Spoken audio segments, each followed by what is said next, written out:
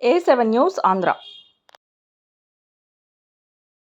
జిల్లా రెడ్డిగూడెం మండలం రెడ్డిగూడెం గ్రామానికి చెందిన మల్లాది ప్రసాదరావు సామాజిక సేవ రంగంలో గౌరవ డాక్టరేట్ పట్టా పొందారు. మల్లాది ప్రసాదరావు గత 5 సంవత్సరాలుగా మదర్ సర్వీస్ సొసైటీ స్వచ్ఛంద సంస్థ ద్వారా అనేక సామాజిక సేవా కార్యక్రమాలు నిర్వహిస్తున్నారు. ఆయన చేస్తున్న సేవలను గుర్తించి good monitoring theological seminary INC,